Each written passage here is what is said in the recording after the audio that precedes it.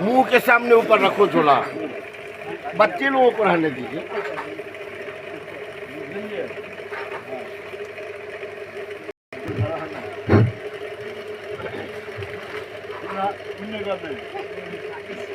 आज हरपुर श्याम दूध उत्पादक सहयोग समिति लिमिटेड में बिहार सरकार का महत्वाकांक्षी योजना 7 निश्चय पार्ट 2 के अंतर्गत 1 दिवसीय जागरूकता कार्यक्रम आयोजित किया गया है और इस कार्यक्रम में उपस्थित इस समिति के सभी सम्मानित दूध उत्पादक किसान भाइयों, माताओं, बहनों, सभी को मेरा प्रणाम, नमस्कार एवं आप इस कार्यक्रम में बहुत बहुत स्वागत है। इस कार्यक्रम का मुख्य विषय है समिति का संचालन और अच्छे ढंग से कैसे करें, समिति से क्या क्या लाभ आपको मिलता है, पशुपालन में किन किन बातों का ध्यान रखें जिससे आपका आमदनी बढ़े और खर्च कम हो, तथा राज्य सरकार के द्वारा पशुपालकों के लिए कौन कौन सी सुविधाएं दी जा रही हैं। इसी विषय पर लगभग 1 घंटा हम लोग आपसे चर्चा करेंगे। उसके उपरांत सिन्हा जी, आज के इस जागरूकता कार्यक्रम में उपस्थित माता बहन, आप सभी को मेरा नमस्कार, प्रणाम और आप सबका इस कार्यक्रम में बहुत बहुत स्वागत है। जैसा कि जितेंद्र बाबू ने आप लोगों को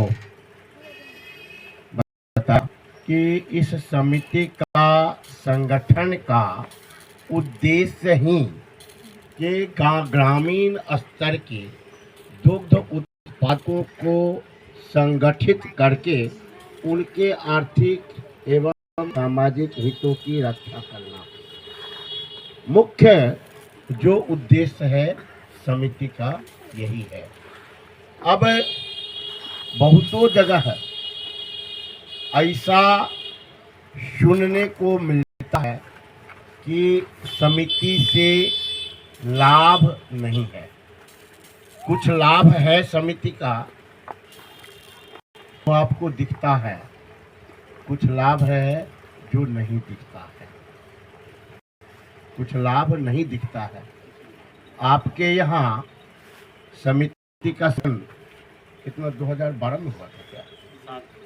7 में हरिराम जी थे उस समय, आप ही हैं उस समय से 2007 में, मतलब कि 18 वर्ष के आसपास हुआ। लेकिन यह जो समिति है दुग्ध उत्पादक सहयोग समिति, इसका पूरे अगर देश स्तर की बात करें तो आज 80 वर्ष पहले 1946 में ही गुजरात के खेड़ा जिला से इस बात हो चुकी थी, और वह भी इसलिए कि जो बिचौलिए थे, किसान का शोषण करते थे, उनके विरुद्ध में किसानों की जो क्रांति भड़की, वही क्रांति उनकी इस दुग्ध सहयोग समिति के रूप में आके खड़ी हो गई। अब आपके बिहार में यह 1983 से प्रारंभ हुआ, जब 1946 में गुजरात में प्रारंभ हो करके बहुत अच्छा संचालन उन लोगों ने किया। उनका जो कार्यक्रम था सफल रहा, तो अपने देश के प्रधानमंत्री लाल बहादुर शास्त्री जी जब 1959 में अमूल का विजिट किए तो उन्होंने वहाँ गुजरात के किसानों की जो समृद्धि देखी तो उन्हें लगा कि ये इतनी सुंदर संस्था है तो इन्हें पूरे देश में गांव-गांव में इसका संचालन किया जाए। उन्होंने संकल्प लिया और उनके संकल्प के अनुरूप ही, भले 1970 में तो वो नहीं रहे, लेकिन उन्हीं के संकल्प को पूरा करने के लिए 1970 में ऑपरेशन फ्लड योजना प्रारंभ किया गया और उसी के तहत पूरे गांव में इसके संचालन का निर्णय लिया गया। और अपने यहाँ आते आते थोड़ा सा इसको समय लगा, 1983 से अपने यहाँ ये प्रारंभ हुआ। समस्तीपुर में भी 1983 में ही प्रारंभ हुआ। उस समय की स्थिति ये थी कि समस्तीपुर जिला का अगर दुग्ध, उसका जो महत्वपूर्ण कारण है हम पशु को खिलाते क्या हैं? पशु को हम खिलाते हैं सूखा चारा, हरा चारा, दाना। ये 3 चीज़ें खिलाते हैं। सूखा चारा में खिलाते हैं गेहूं का भूसा, ठठेरा और धान का पुआल। अब ये सब क्या है? हाइब्रिड है। ज़्यादा दाना के चक्कर में हाइब्रिड लगाते हैं।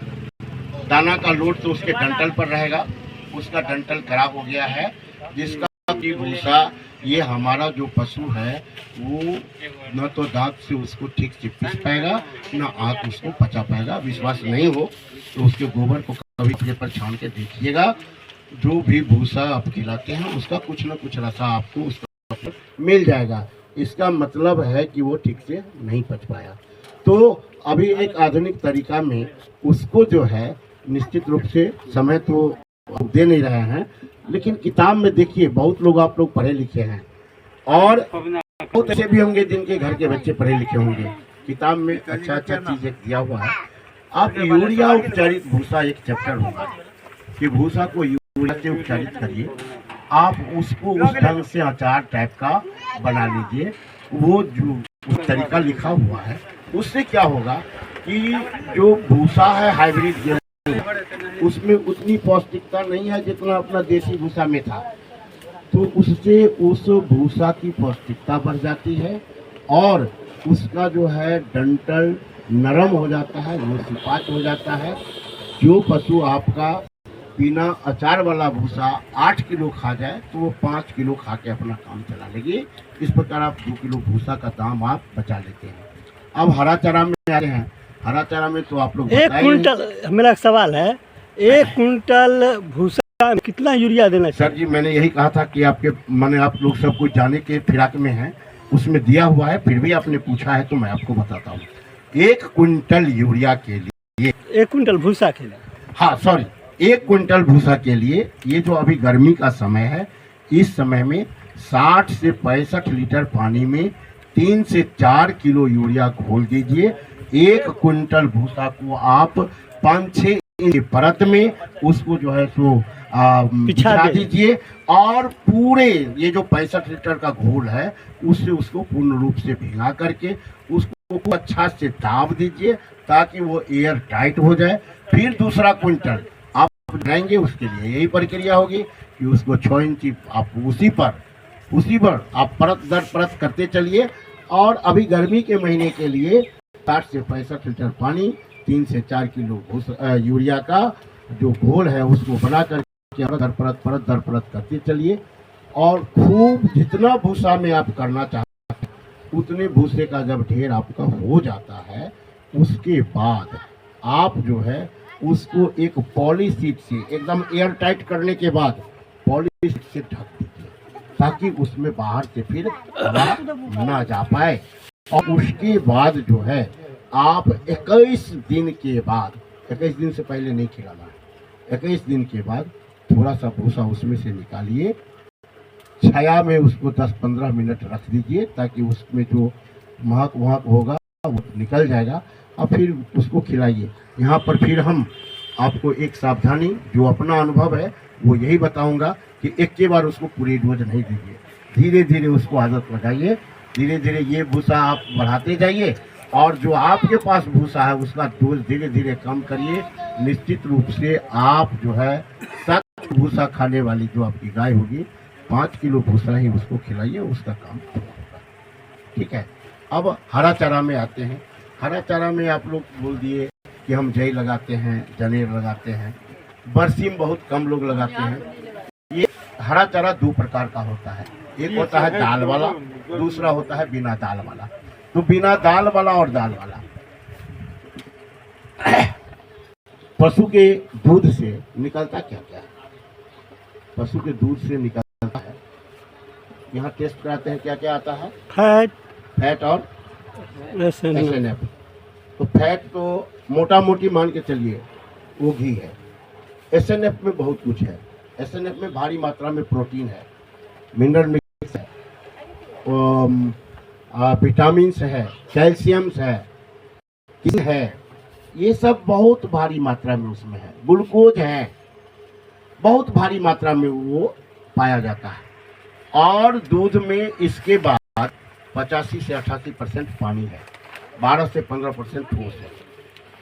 तो जो दूध आपको अभी चाहिए, हम अपने यहाँ गाय कितना अब है, 10-12 किलो की तो गाय जरूर है, 10 से 12-15 किलो लीटर दूध देने वाली है वो।